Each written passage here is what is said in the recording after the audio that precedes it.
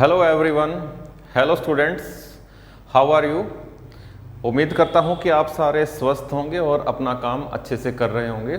This is my lecture number 2 for IIT and NEET series. तो IIT और NEET series के लिए ये सेकंड लेक्चर है मेरा, और ये जो लेक्चर है वो सभी स्टूडेंट्स के लिए है।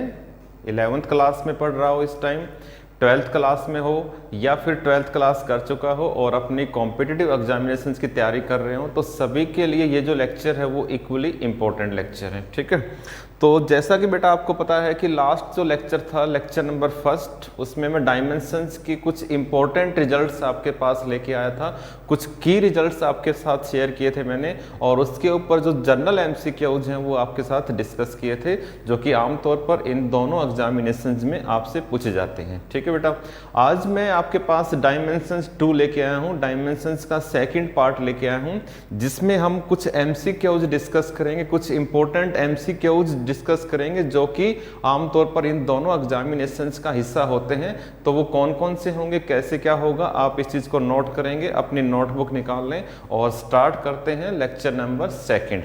तो ये देखें आप कि सेकंड जो लेक्चर होगा उसके अंदर हम कुछ हॉट्स एमसीक्यू करेंगे।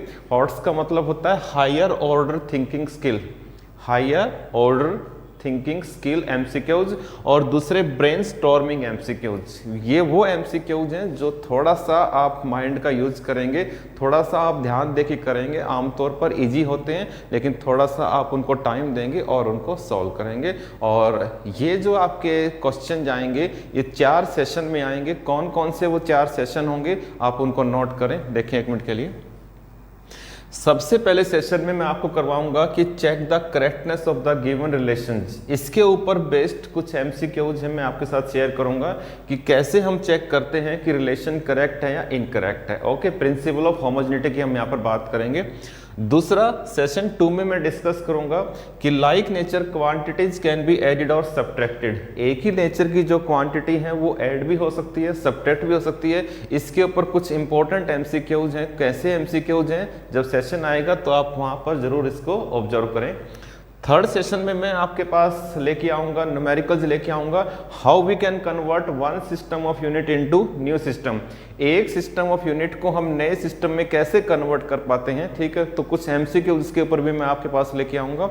और जो फाइनल सेशन होगा 4th, उसमें मैं आपसे साथ डिस्कस करूंगा कुछ MCQs, how to derive a formula on the basis of dimensions. Dimensions का यूज करके हम कैसे कोई फॉर्मूला डिराइव कर पाएंगे। तो ये 4 सेशन होंगे और चारों के चारों सेशंस काफ़ी इंपॉर्टेंट हैं। दोनों के दोनों जो एग्जामिनेशन हैं नीट की और आईआईटी की, तो दोनों के लिए काफ़ी इंपॉर्टेंट हैं। और मैं पहले भी आपके साथ बता चुका हूँ, आपके साथ शेयर कर चुका हूँ कि मैं वही न्यूमेरिकल्स करवाऊंगा, वही एमसीक्यू करवाऊंगा जो दोनों की दोनों जो एग्जामिनेशन हैं नीट और आईआईटी की, दोनों में इक्वली इंपॉर्टेंट हो, दोनों में आपसे पूछे जाते हों। ठीक है बेटा, तो जल्दी ही मैं आपके पास आऊंगा ये चारों सेशन लेके। और एक बात और बता दूंगा आपको मैं कि ये आप लेक्चर 2 जो कर रहे हैं, इससे पहले अगर आपने लेक्चर 1 अच्छे से नहीं किया है तो रिक्वेस्ट है कि इस वीडियो को अभी पॉज कर दें और 2nd लेक्चर को करने से पहले एक बार आप 1st को जरूर रिवाइज करें। अगर 1st को आपने ढंग से रिवाइज कर लिया है तो ये आपके लिए काफ़ी आसान हो जाएगा। तो सबसे पहले मैं फिर से रिक्वेस्ट करूंगा कि लेक्चर 1 को आप पहले देखें, अगर आपने अच्छे से उसको नहीं देखा है, उसके जो चीज़ें उसको नोट डाउन नहीं की हैं, तो बेटा पहले लेक्चर 1 को आप ऑब्जर्व करें, उसको आप देखें, उसके इंपॉर्टेंट पॉइंट्स नोट डाउन करें, उसके बाद लेक्चर 2 को आप देखें। तो मोस्ट इंपॉर्टेंट लेक्चर होगा डायमेंशंस का ये, जो कि आमतौर पर जो क्वेश्चन जाते हैं नीट और आईआईटी के अंदर, उसके ऊपर मैं आपके पास लेके आऊँगा कुछ इंपॉर्टेंट प्रॉब्लम्स। तो स्टार्ट करते हैं session 1 after very short break. तो see you after very short break.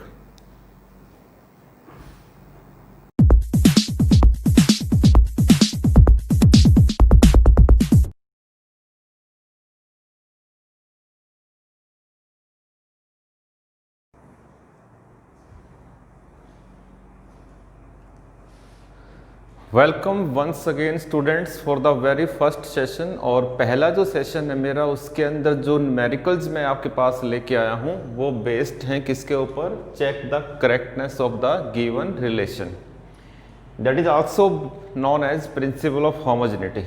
आपने पढ़ा होगा 11th क्लास के अंदर कि जो प्रिंसिपल ऑफ होमोजेनिटी है उसके अंदर क्या होता है कि dimensions of one side of A equation must be equal to dimensions of other side of A equation.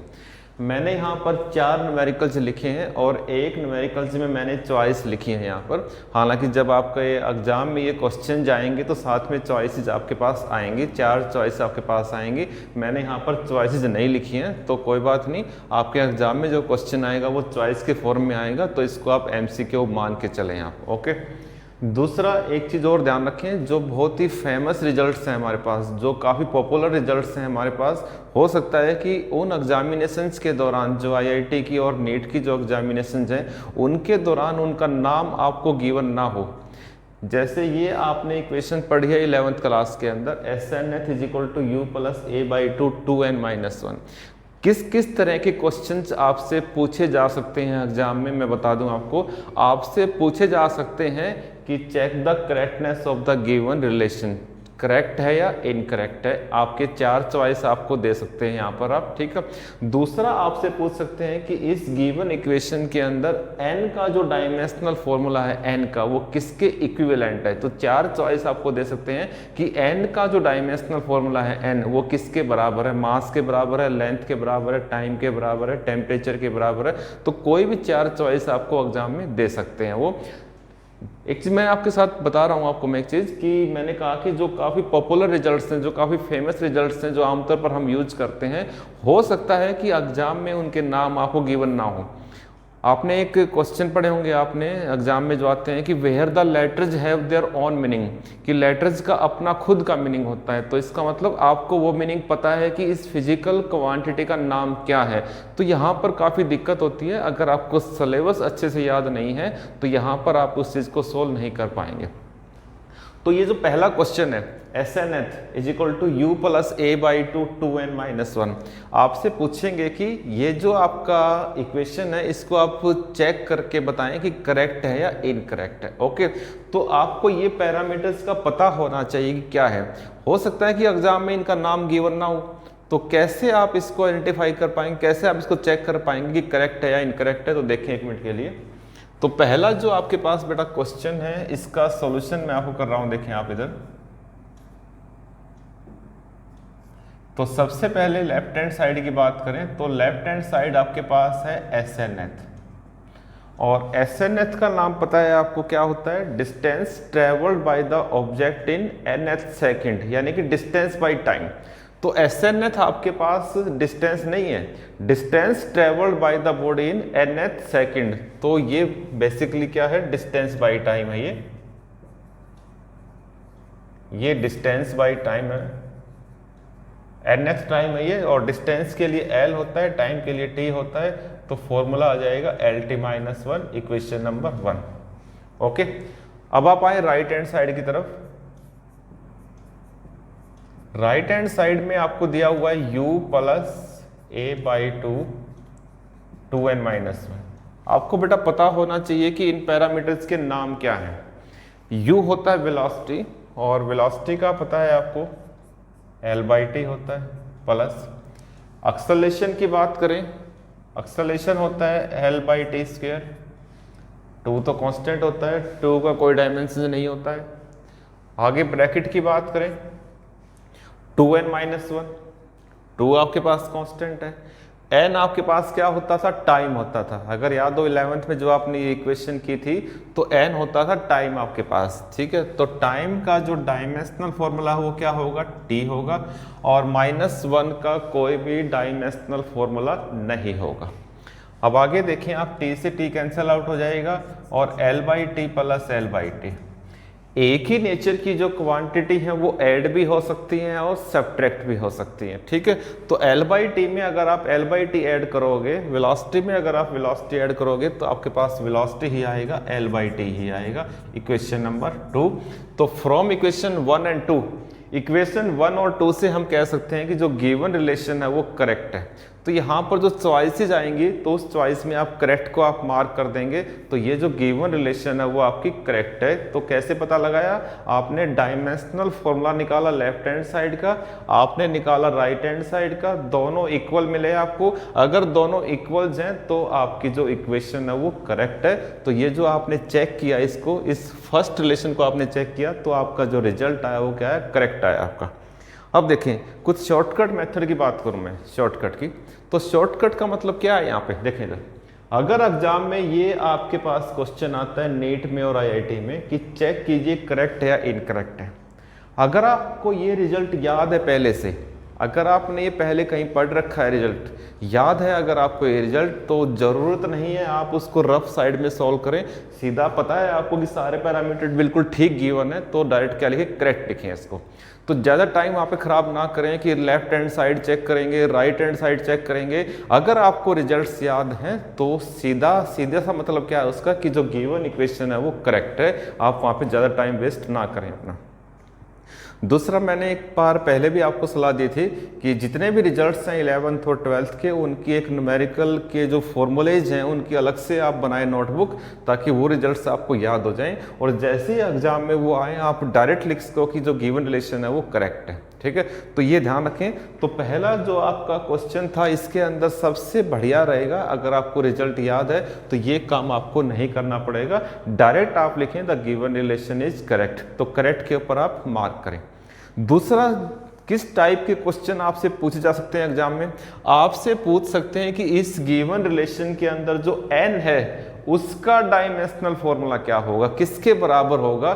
तो आपको ये पता होना चाहिए कि n किसके बराबर है, उस रिलेशन में टाइम के बराबर है। तो जो 4 चॉइसेस आपको दी जाएंगी तो वहां पर टाइम पर आप क्लिक करें तो वो आपका आंसर हो जाएगा। ठीक है, सेकंड क्वेश्चन देखें 1 मिनट के लिए।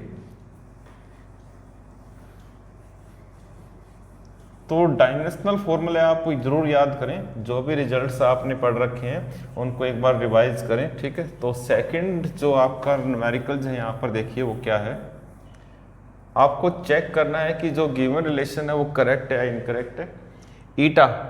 ईटा होता है कोफिशिएंट ऑफ विस्कोसिटी। तो ईटा की हम बात करें तो ये आपको गिवन मिल सकता है और नहीं भी मिल सकता है। ठीक है, ध्यान रखें आप। तो अगर रिजल्ट बेस्ड है तो आपको गिवन नहीं मिलेगा, बहुत कम चांस है। अगर कोई अलग से उन्होंने न्यूमेरिकल दिया है, अलग से कोई फॉर्मूला दिया है, तो वो आपको गिवन मिलेगा कि ईटा यहाँ पर क्या है। तो ईटा है आपके पास कोफिशिएंट ऑफ विस्कोसिटी और फॉर्मूला होता है ml-1t-1। P यहाँ पर है प्रेशर होता है, पता है आपको, फोर्स बाई एरिया, mlt-2/L²। तो ml-1t-2। ओके, R, X और L ये तीनों लेंथ है यहाँ पर, R, X और L तीनों यहाँ पर लेंथ है। V यहाँ पर वेलोसिटी है और वेलोसिटी का फॉर्मूला होता है LT-1। तो ये रिजल्ट्स हैं और यहाँ से आपको चेक करना है कि जो गिवन रिलेशन है वो करेक्ट है या इनकरेक्ट है। ठीक है, तो एग्जाम में करते वक्त रफ साइड जो आपका होगा रफ, तो उस रफ में आप लेफ्ट हैंड साइड ना लिखें, राइट हैंड साइड ना लिखें, ज़्यादा टाइम खराब ना करें। इमीडिएटली जितना जल्दी हो सके उसको सॉल्व करने की कोशिश करें, क्योंकि ये बोर्ड का एग्जाम नहीं है, ये नीट और आईआईटी का एग्जाम है। तो ऐसे एग्जामिनेशंस के अंदर जो आप रफ साइड को सॉल्व करेंगे, तो रफ साइड को सॉल्व करते वक्त आप लेफ्ट हैंड साइड और राइट हैंड साइड को ना लिखें, फटाफट उसको सॉल्व करें ताकि इमीडिएटली आप उस आंसर को सॉल्व कर पाएँ। ठीक है, तो देखें 1 मिनट के लिए आपको सॉल्व कैसे करना है। रफ साइड की बात कर रहा हूं, जो रफ पेज होता है उसके ऊपर आप इसको कैसे सॉल्व करेंगे देखिए 1 मिनट के लिए। ईटा का पता है आपको, ईटा होता है ml-1t-1। ठीक है, तो ये आपका लेफ्ट हैंड साइड हो जाएगा। ठीक है, कोई बेटा बोर्ड का एग्जाम नहीं है कि यहाँ पर आप LHS लिखोगे, आप कोई जरूरत नहीं लिखने की, आपको इसका डायमेंशनल फॉर्मूला पता होना चाहिए। दूसरा, प्रेशर की बात करें तो मैंने यहाँ पे लिख दिया है, ये फॉर्मूला भी आपको बेटा डायरेक्ट याद होना चाहिए एग्जाम में कि ml-1t-2। ठीक है, कहीं आप एग्जाम में फोर्स बाय एरिया करो, काफ़ी लंबा आपके पास हो जाएगा प्रोसेस, तो दिक्कत आएगी आपको। तो जितने भी आपके पास डायमेंशनल फॉर्मूले हैं बेटा वो सारे आपको याद होने चाहिए, ताकि जो यूज है डायमेंशंस के आप उसको इजिली कर सकें। तो मैंने हालांकि लिख दिया है यहाँ पर आपको समझाने के लिए, लेकिन बेटा एग्जाम में ये आपको पता होना चाहिए। तो देखिए यहाँ पर, तो प्रेशर की बात करें तो ml-1 T-2, उसके बाद r² - x², जो गिवन पैरामीटर है उसके अंदर बेटा r लेंथ है, x लेंथ है। ठीक है, एक बार फिर बता दूं मैं कि जो बहुत ही फेमस रिजल्ट्स हैं, जो बहुत ही पॉपुलर रिजल्ट्स हैं, कोई जरूरी नहीं कि उनका नाम गिवन मिले, लेकिन अलग से कोई इक्वेशन आएगी आपके सिलेबस के अलावा तो उसके आपको पैरामीटर जरूर गिवन मिलेंगे कि ईटा क्या है, वेलोसिटी क्या है, ये क्या है, ये क्या है। ठीक है, तो वो पैरामीटर आपको गिवन मिलेंगे, लेकिन जो काफ़ी फेमस रिजल्ट्स हैं उसके पैरामीटर्स हो सकता है मिले भी और ना भी मिले। अब देखें इधर, r आपके पास लेंथ है, x भी आपके पास क्या है, लेंथ। तो लेंथ में से लेंथ को सब्ट्रैक्ट करेंगे तो लेंथ ही आएगा, तो l² - l² क्या आएगा, l² आएगा। ये लेफ्ट हैंड साइड था, ये राइट हैंड साइड था। उसके बाद नीचे 4 का कोई भी डायमेंशनल फॉर्मूला नहीं होता है। वेलोसिटी की बात करें तो LT-1 होता है, और लेंथ तो लेंथ होता ही है।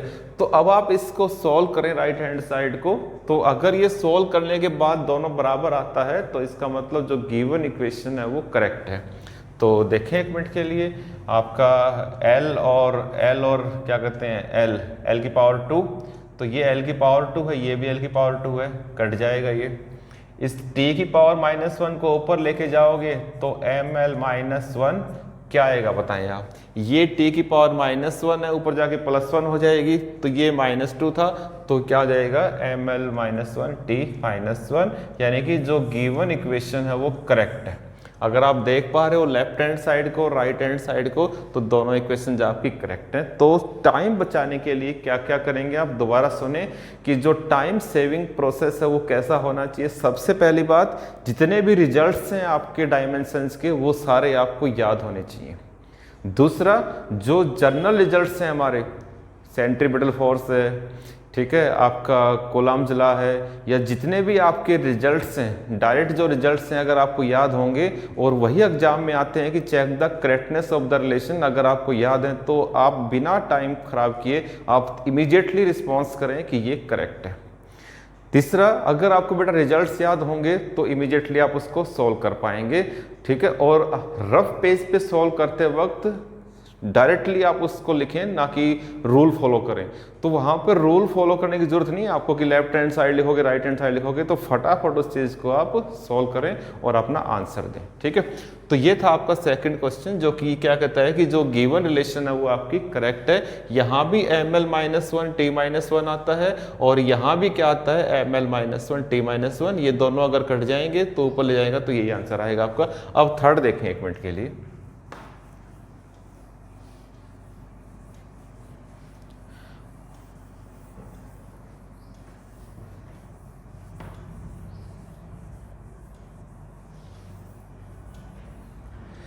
थर्ड जो क्वेश्चन है बेटा वो कहता है कि T = 2π√ml/eta। T यहाँ पर टाइम है, हो सकता है कि T यहाँ पर टेंशन भी हो। टेंशन क्या होती है, फोर्स। तो ये पैरामीटर आपको गिवन मिलेंगे अगर ये रिजल्ट आपका फेमस नहीं है, अगर आपका किसी भी टॉपिक का आपका आंसर नहीं है या रिस्पॉन्स नहीं है, तो ये पैरामीटर आपको गिवन मिलेंगे। ठीक है, हो सकता है कि जो पैरामीटर्स आप जानते हो फिर भी वो दे दें, तो कुछ भी हो सकता है कि गिवन पैरामीटर्स, जो पैरामीटर्स हैं वो आपको, उनका जो नाम है वो आपको दे भी और ना भी दे, लेकिन जो नए रिजल्ट्स हैं उनके पैरामीटर आपको जरूर गिवन मिलेंगे कि इसका नाम क्या है। ठीक है, ध्यान देखो। ठीक है, तो T यहाँ पर गिवन है टाइम, मैंने लिखा नहीं है। ठीक है, मैं बता रहा हूँ कि T यहाँ पर टाइम है, 2π यहाँ पर कांस्टेंट है, m यहाँ पर मास है, l यहाँ पर लेंथ है, और ईटा एक बार फिर से कोफिशिएंट ऑफ विस्कोसिटी है। तो ये सारे पैरामीटर आपको गिवन है ये। तो क्या आप इसको चेक करें कि करेक्ट है या इनकरेक्ट है, तो क्या होगा बताएं आप इसको। तो लेफ्ट हैंड साइड की बात करें तो T आएगा ये, राइट हैंड साइड की बात करें तो 2π तो कांस्टेंट है, नहीं आएगा। m की बात करें तो m है, l की बात करें तो l है, और ईटा होता है ml-1 T-1। ठीक है, तो m से m आपका कट जाएगा, l की पावर -1 को ऊपर लेके जाओगे तो ये आ जाएगा आपके पास l की पावर 2, और नीचे आ जाएगा t की पावर -1। अगर आप सॉल्व करोगे तो लेफ्ट हैंड साइड और राइट हैंड साइड किसी भी कंडीशन में इक्वल नहीं होंगे, तो यहां से हम कह सकते हैं कि ये जो इक्वेशन है थर्ड, ये इनकरेक्ट इक्वेशन है, ये करेक्ट नहीं है। ठीक है, और लास्ट देखें 1 मिनट के लिए,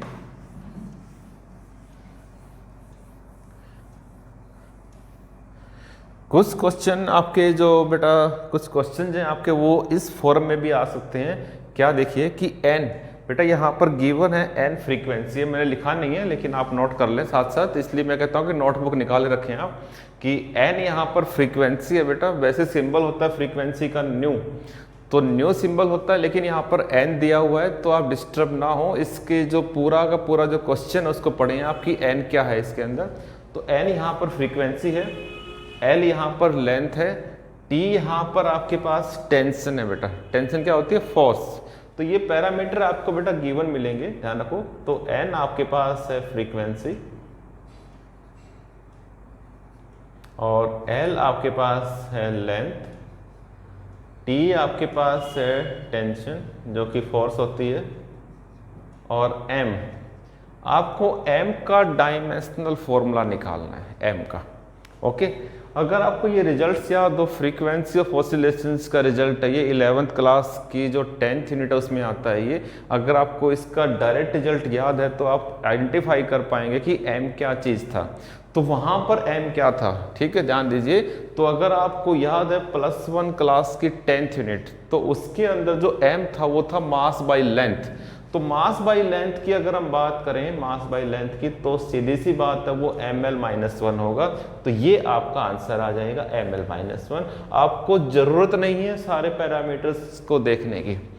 तो मैं एक बार फिर से वही बात बार बार रिपीट कर रहा हूं कि अगर आपको रिजल्ट्स याद हैं तो आपके लिए जो सोल्व करना है, जो प्रॉब्लम सोल्व करनी है एग्जाम के अंदर, वो काफ़ी इजी हो जाएगी आपके लिए। ठीक है, अगर आपको ये रिजल्ट याद है तो 1 सेकंड के अंदर आप लिख दोगे कि m का जो डायमेंशनल फॉर्मूला है वो ml-1 होगा। अगर रिजल्ट याद नहीं है तो क्या करें? हो सकता है कि ये पैरामीटर्स आपको गिवन ना हो। गिवन क्यों ना हो? क्योंकि सारे पैरामीटर्स आप पढ़ चुके हैं, सारे पैरामीटर्स का जो ये रिजल्ट्स है काफ़ी फेमस रिजल्ट्स है, आपको याद है। ठीक है, आपके सिलेबस में आ चुका है पहले। तो जो आपके सिलेबस में आ चुका है 90% चांस होते हैं कि उसके पैरामीटर आपको गिवन ना हो, 10% चांस में वो आपको गिवन मिलेंगे। ठीक है, हाँ, लेकिन जो नया रिजल्ट होगा, वो नई इक्वेशन जो लेके आएंगे, उसके पैरामीटर आपको एग्जाम में जरूर मिलेंगे। हो सकता है कि इसके पैरामीटर गिवन ना हो सकता है कि ये सारी चीज़ें गिवन ना हो, फिर आपको दिक्कत हो जाएगी कि क्या करें क्या ना करें। तो बेटा ये ध्यान रखें कि जितने भी रिजल्ट्स हैं 11th और 12th के, वो सारे आप क्रैम करें, सारे आप याद रखें, और आपके लिए बहुत ही बेनिफिशियल होगा, बहुत आपके लिए फ़ायदेमंद होगा ये। तो अगर आपको ये रिजल्ट याद होता तो इमीडिएटली आप बता दोगे कि m क्या है, मास बाई लेंथ, यानी कि ml-1। ओके, लेकिन अगर याद नहीं है तो क्या करें? तो क्या करेंगे आप?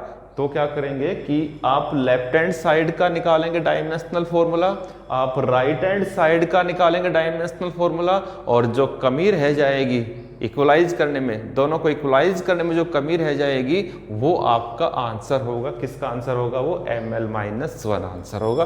फिर आपके लिए लंबा पड़ जाएगा, एक लॉन्ग सॉल्यूशन आपके लिए हो जाएगा जो आपको दिक्कत आएगी। ठीक है, और दूसरी प्रॉब्लम क्या आ सकती है कि ये सारे पैरामीटर्स के नाम गिवन ना हो, आपको इन सभी के नाम गिवन ना हो, और फिर आपसे कहें कि m निकालें, तो मेरे पास भी उस चीज़ का कोई सोल्यूशन नहीं होगा।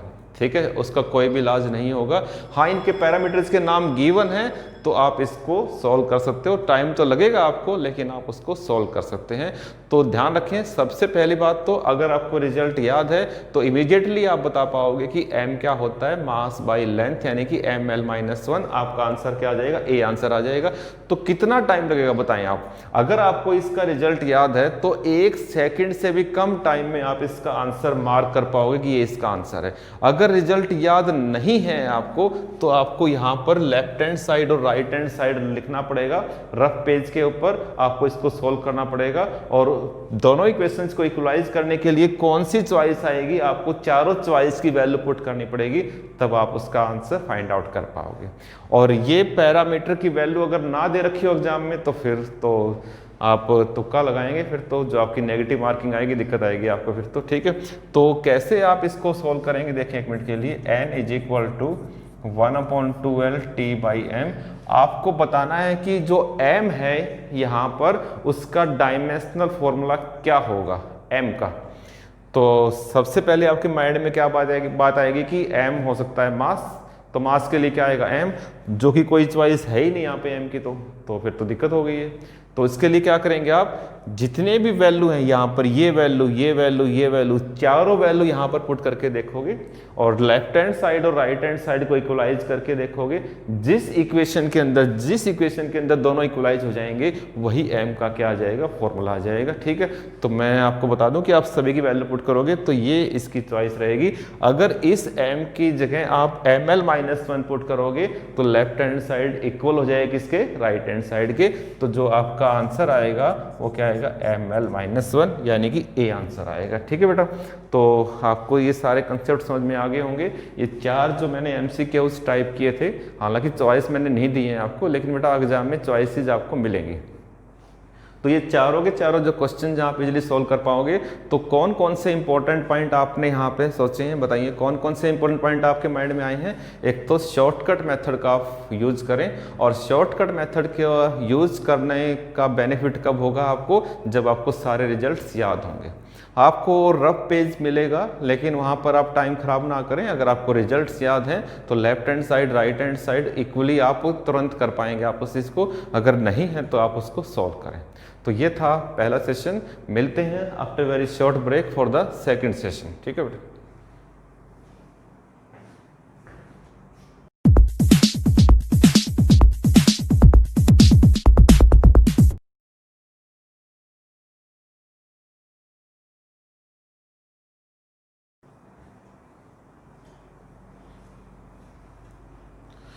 Welcome students, once again welcome to all of you.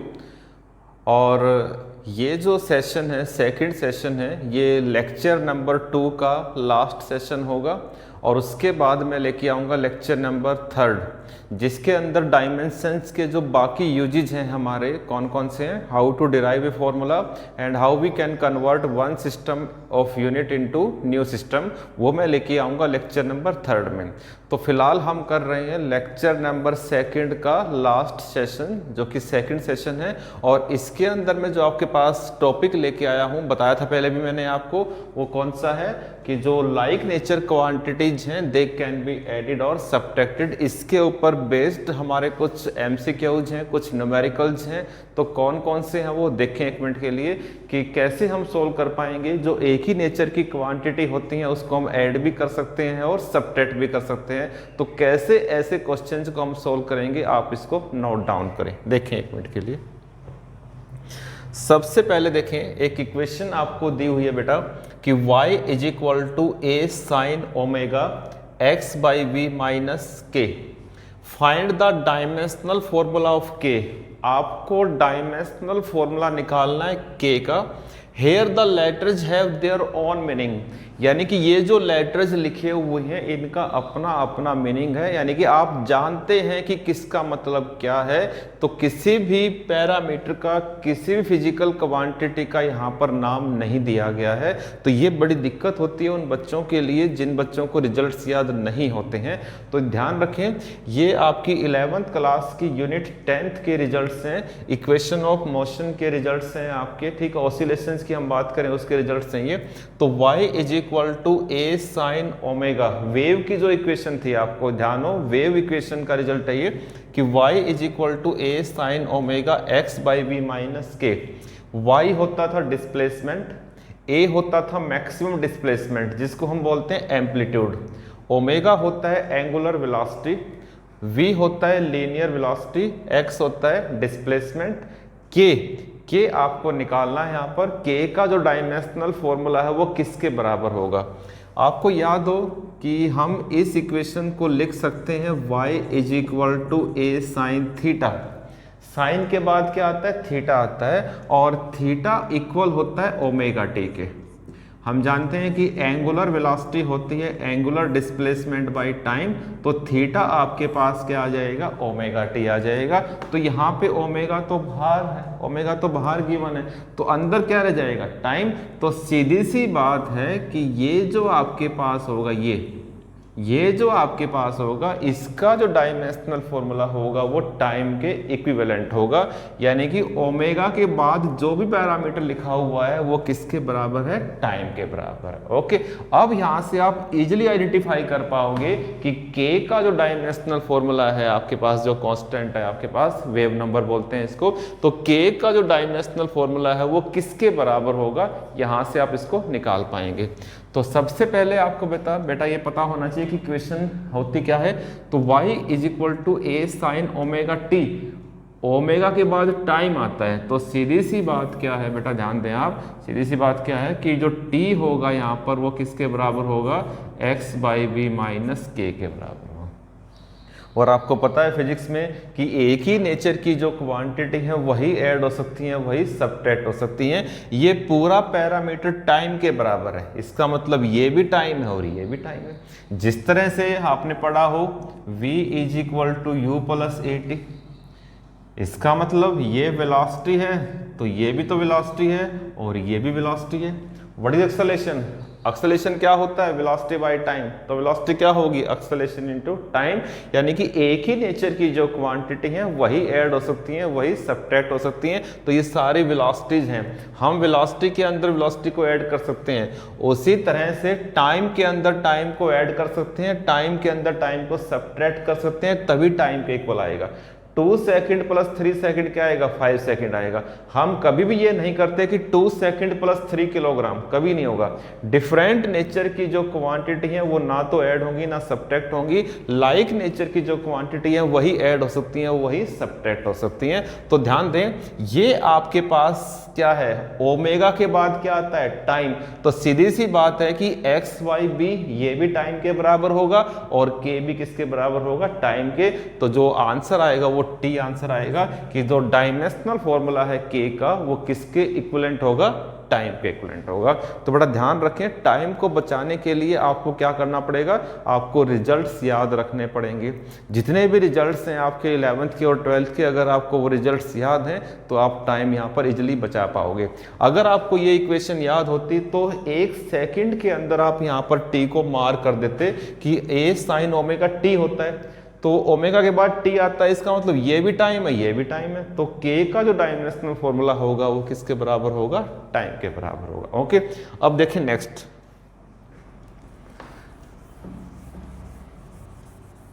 तो बेटा सबसे चीज जरूरी है यहाँ पर, जो रिजल्ट्स हैं वो आपको याद होंगे तो अपने आप आपका जो टाइम है वो बच जाएगा, आप अगले क्वेश्चंस पे टाइम देंगे। ठीक है, सेकंड देखें 1 मिनट के लिए, सेकंड क्वेश्चन की तरफ आए हम। एक पैरामीटर आपको गिवन है v और यहाँ पे लिखा हुआ है v है पोटेंशियल एनर्जी, x यहाँ पे डिस्टेंस है, you have to find the dimensional formula of a B.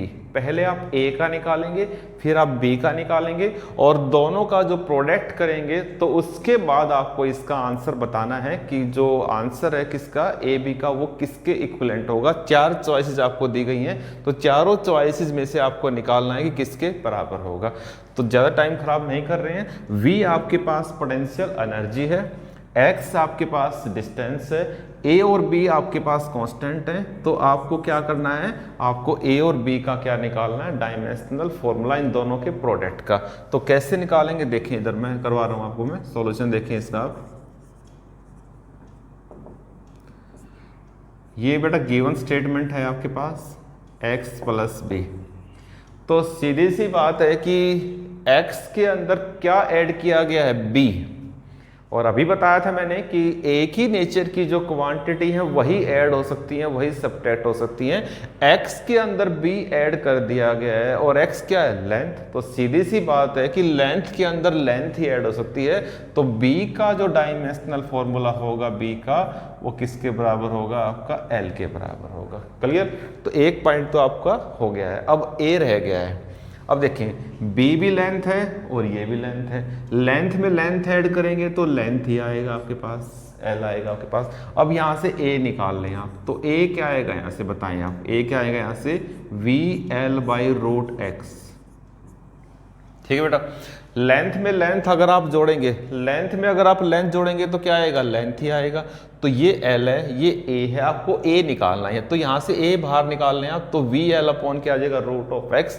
V given है यहाँ पर पोटेंशियल एनर्जी, और पोटेंशियल एनर्जी का फॉर्मूला क्या होता है पता है आपको, एनर्जी कोई भी हो, पोटेंशियल हो, काइनेटिक हो, हीट हो, तो mL/T-2L और √x यानी कि L की पावर 1/2। सॉल्व करें, इसको सॉल्व करेंगे तो क्या आएगा, m L की पावर 2 ये है और ये L है, L की पावर 3, L की पावर 3 इसको ऊपर लेके जाएं, 3 - 1/2 कितना आ जाएगा, 5/2 हो जाएगा। तो m L की पावर 5/2, ठीक है, और t की पावर क्या आएगी -2, तो ये A आ जाएगा। A आपके पास आ गया है, B आपके पास आ गया है, लेकिन आपको क्या निकालना है, you have to find the dimensional formula of A × B। तो कैसे निकालेंगे, इन दोनों को प्रोडक्ट करें आप, इन दोनों को मल्टीप्लाई करें A × B को, तो क्या आएगा आपके पास m L की पावर 5/2, t की पावर -2 और इंटू B क्या है L। तो आप इसको सॉल्व करें, L की पावर 5/2 + 1 आपके पास आ जाएगा, तो m L की पावर 7/2 और t की पावर -2, तो ये आपका आंसर होगा, D आपका आंसर होगा। ठीक है, तो ध्यान रखें ऐसे क्वेश्चंस के अंदर अगर आपको पोटेंशियल एनर्जी का रिजल्ट डायरेक्ट याद है तो आप इसको इमीडिएटली सॉल्व कर पाएंगे। ठीक है बेटा, ध्यान रखें। तो रफ पेज पे अगर आप सॉल्व करेंगे तो ज़्यादा वहाँ पर टाइम की वेस्टेज ना करें, ज़्यादा अच्छे से ना लिखें, फटाफट उस रिजल्ट्स की वैल्यू पुट करते जाएं, आपके पास आंसर आ जाएगा। तो ये आपके पास डी चॉइस होगी। और लास्ट क्वेश्चन देखिए ज़रा, सेशन जो सेकंड है उसका जो लास्ट क्वेश्चन है, देखते हैं क्या है वो, और उसके बाद इस लेक्चर को कंप्लीट करते हैं हम, और लेक्चर नंबर 3 में आपके पास आएंगे, बाकी जो यूज बचे हुए हैं डायमेंशंस के उनको लेके आएंगे। तो लास्ट क्वेश्चन देखिए सेकंड सेशन का। एक इक्वेशन बेटा आपको दी गई है, देखिए मैं यहाँ पे लिख रहा हूँ P + ½ ρv² + h ρg = K। अगर आपको ध्यान हो तो ये क्या चीज़ है बताएं आप, ये बर्नौलीज थ्योरम है। इक्वेशन जो आप देख पा रहे हो यहाँ पर बोर्ड के ऊपर, ये बर्नौलीज थ्योरम की इक्वेशन है, और जो कि 11th क्लास के अंदर यूनिट नंबर 7 का पार्ट है ये। और ये जो इक्वेशन है बर्नौलीज थ्योरम, ये इसका डायरेक्ट रिजल्ट नहीं है, ये कहाँ से आया याद हो आपको, ये थी आपके पास बर्नौलीज थ्योरम, क्या थी आपके पास, टोटल एनर्जी यानी कि pressure energy plus kinetic energy plus potential energy, तीनों एनर्जीज का जो सम होता है वो कांस्टेंट होता है। ये थी आपके पास जनरल बर्नौलीज थ्योरम थी ये, the sum of pressure energy, sum of kinetic energy and sum of potential energy remains constant. यहाँ पर ये इक्वेशन मॉडिफाई की हुई है, हालांकि ये भी आपके सिलेबस का हिस्सा है।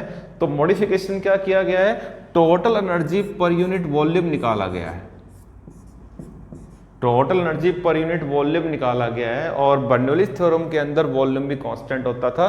तो K/V भी क्या होगा, K के बराबर होगा, कांस्टेंट होगा। यहाँ पर वॉल्यूम से वॉल्यूम कट जाएगा तो P आ जाएगा। मास बाई वॉल्यूम क्या होता है, डेंसिटी, ये आ जाएगा। मास बाई वॉल्यूम क्या होता है, डेंसिटी आ जाएगा। ठीक है, ध्यान रखेगा। mgh, h तो ये है आपके पास, G आपके पास है, एंड m/ρ क्या हो जाएगा, m/v क्या हो जाएगा, ρ हो जाएगा, तो ये h ρg आ जाएगा। तो ये आपके पास बर्नौलीज थ्योरम है, और ये बर्नौलीज थ्योरम है लेकिन पर यूनिट वॉल्यूम है। यहाँ पर सिंपल टोटल एनर्जी है और ये total energy per unit volume है, यानी कि सीधी सी बात है, ये आपके पास क्या है, pressure energy per unit volume, ये आपके पास है kinetic energy per unit volume, ये आपके पास है potential energy per unit volume.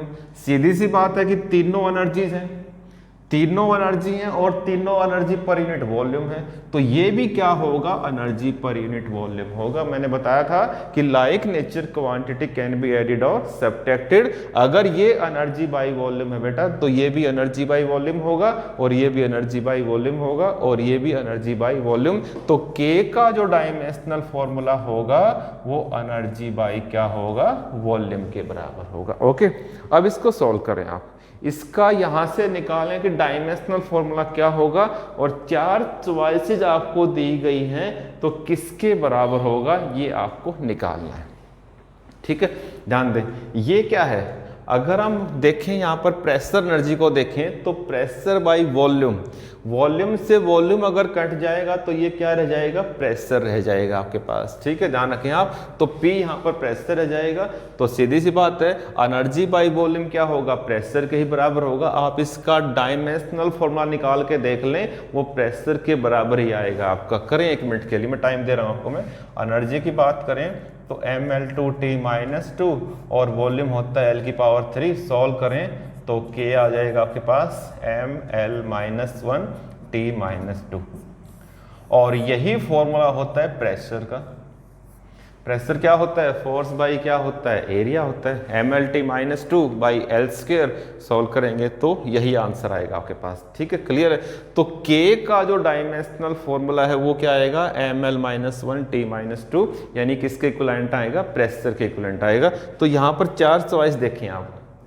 क्या ये फॉर्मूला वेलोसिटी ग्रेडियंट है, वेलोसिटी ग्रेडियंट का मतलब वेलोसिटी बाई लेंथ, नहीं है। प्रेशर ग्रेडियंट है, नहीं है, सिर्फ प्रेशर है। प्रेशर ग्रेडियंट का मतलब प्रेशर बाई लेंथ, नहीं है। मॉडुलस ऑफ इलास्टिसिटी आपने पढ़े होंगे, young modulus, bulk modulus, shear modulus. Modulus of elasticity किसके टाइप्स हैं, कोफिशिएंट ऑफ इलास्टिसिटी की टाइप्स हैं। और कोफिशिएंट ऑफ इलास्टिसिटी क्या होती है, स्ट्रेस बाय स्ट्रेन होती है। कोफिशिएंट ऑफ इलास्टिसिटी क्या होती है, स्ट्रेस बाय स्ट्रेन। स्ट्रेस की जो डायमेंशंस हैं वो प्रेशर के बराबर होती हैं, स्ट्रेन की कोई डायमेंशन नहीं होती। तो सीधी सी बात है कि जो मॉडुलस ऑफ इलास्टिसिटी है हमारी, वो उसका जो डायमेंशनल फॉर्मूला होगा वो किसके बराबर होगा, प्रेशर के बराबर होगा। ओके, मॉडुलस ऑफ इलास्टिसिटी क्या होती है, स्ट्रेस बाय स्ट्रेन होती है। स्ट्रेन की कोई डायमेंशन नहीं होती और स्ट्रेस क्या होता है, प्रेशर के बराबर होता है। तो ये जो फॉर्मूला है K का, वो किसके इक्विवेलेंट होगा, प्रेशर के इक्विवेलेंट होगा। और प्रेशर का जो फॉर्मूला है वो किसके बराबर होता है, मॉडुलस ऑफ इलास्टिसिटी के बराबर होता है। तो इसका मतलब जो चॉइस है वो कौन सी चॉइस आएगी, आपकी C चॉइस आएगी। एक आपके पास और भी तरीका है, एक मेथड और भी आपके पास, उसका भी आप यूज कर सकते हैं, लेकिन लंबा पड़ेगा वो। आपको क्या करना है कि इसका निकालना है डायमेंशनल फॉर्मूला। जो इसका आएगा वही इसका आएगा, वही इसका आएगा। क्यों आएगा, क्योंकि एक ही नेचर की जो क्वांटिटी है वही क्या हो रही है, ऐड हो रही है। आपको इसका निकालना है डायमेंशनल फॉर्मूला और इन चारों का निकालना है जो चॉइस में दे रखी हैं। जिसका मैच कर जाएगा उसका आंसर आ जाएगा। लेकिन बेटा टाइम को बचाने के लिए आप क्या करेंगे, टाइम को बचाने के लिए क्या करेंगे, सबसे पहले आपको ये रिजल्ट याद होना चाहिए। ये रिजल्ट किसका है, ये रिजल्ट बर्नौलीज थ्योरम का रिजल्ट है। कौन सा रिजल्ट है, total energy per unit volume. Total energy per unit volume को अगर आप सोल्व करेंगे तो वो प्रेशर के इक्विवेलेंट आएगा। वैसे भी ये प्रेशर है, पहला ही प्रेशर पे देखा जाए तो, ठीक है, ध्यान रखें। और इसमें से अगर आप देखोगे चॉइसेस में से, तो मॉडुलस ऑफ इलास्टिसिटी की जो डायमेंशन है वो प्रेशर के इक्विवेलेंट होती है। क्या होता है ये, स्ट्रेस बाय स्ट्रेन। स्ट्रेन की कोई डायमेंशन नहीं होती, सिर्फ किसकी होती है, स्ट्रेस की होती है। तो आपका जो आंसर है वो क्या आ जाएगा, C आ जाएगा। तो आज हमने किए हैं 2 सेशन। पहले सेशन में आपको बताया गया था, जो इससे पहले हमने जस्ट किया था, कि how we check the correctness of the relation, that is known as the principle of homogeneity. और सेकंड सेशन में मैंने बताया है कि like nature quantities can be added और सब्ट्रैक्टेड। इसके ऊपर बेस्ड कुछ MCQs हमने डिस्कस किए हैं। तो उम्मीद करता हूं कि ये लेक्चर आपको पसंद आया होगा, आपके लिए काफ़ी हेल्पफुल रहा होगा, काफ़ी बेनिफिशियल रहा होगा। और जल्द ही मैं मिलता हूँ आपसे लेक्चर नंबर 3 के अंदर, जिसके अंदर जो रिमेनिंग यूज है डायमेंशंस की, हम उसको डिस्कस करेंगे। तो बिल्कुल भी मिस ना करें लेक्चर नंबर 3 को। नेक्स्ट जब भी आपसे मुलाकात होगी नेक्स्ट टाइम, तो आपको हम मिलेंगे लेक्चर नंबर 3 के साथ। तो जल्दी मैं आपसे मिलता हूं लेक्चर नंबर 3 के साथ। तब तक आप इन लेक्चर 1 को और लेक्चर 2 को आप दोनों को रिवाइज करें, दोनों को दोबारा देखें, दोनों के जो इंपॉर्टेंट स्टेप्स है उसको नोट डाउन करें। Thank you very much for your support. तो see you after very short break.